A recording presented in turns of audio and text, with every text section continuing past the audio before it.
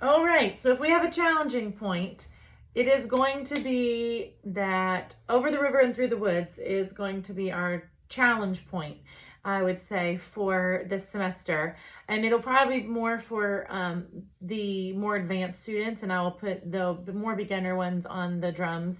And again, I'm hoping to be playing the accompaniment in this versus having to sing it, because I don't really want a solo singing moment as we're doing this and playing along. But we will make it work however we need to do it, or all sing it together, just to find a way to be able to do that. So I'm going to play this.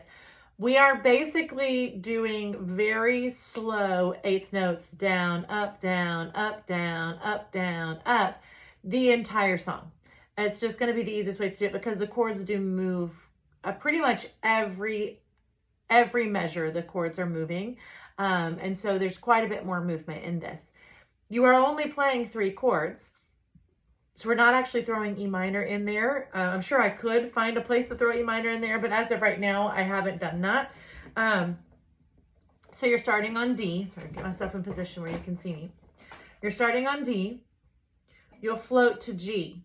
And so you're floating quite a bit back and forth from D to G, to D to G, right? And then occasionally in there, you're going to throw in that A in there, okay? So, just going to play it for you. Get your music out. We were going to write this, this pattern next week so that you at least kind of understand where the beats are and where the chords are for this particular song. Or I think I may end up just going ahead and writing it so we don't have to waste time on that in class because we want to have a lot of practice this week. So, your D chord, your G chord, and your A. And don't mind my guitar, it's got some old strings, so it sounds a little wonky. Alrighty, are we ready? I'm going to sing it, and it's a little high, so here we go. 1, 2, here we go. Over the river and through the woods to grandmother's house we go. The horse knows the way to carry the sleigh through the thick and winding snow.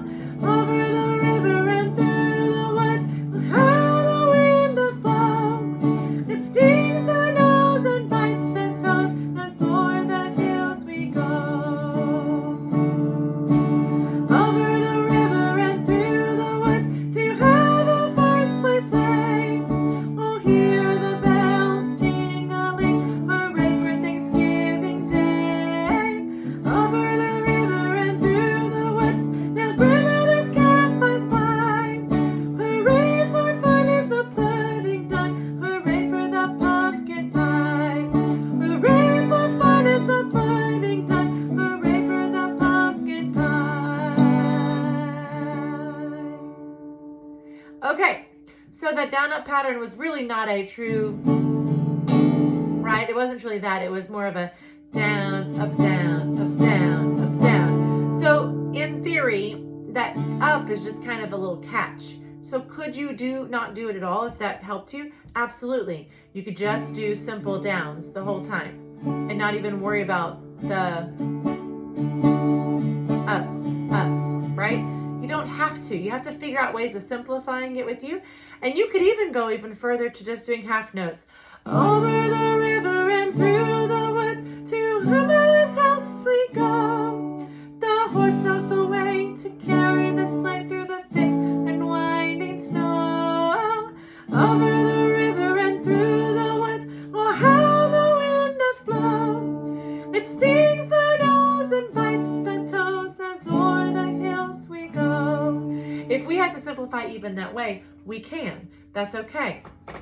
You, as you're practicing, do what's going to be best for you to just get your hands moving, okay? Get your hands moving, and then it will get easier to add the strums. Again, after you have the chords, you cannot do it if you do not have the chords. So first and foremost, just sit there and move your hands around. Even if as I'm sitting here playing it, you're just sitting here moving the hands and just going back and forth as I'm doing it. That is fine. It'll be fine. Okay, find a way to practice and really, very, very effective 15 minutes a day. That's all we need, 15 minutes a day. Okay, we can do it.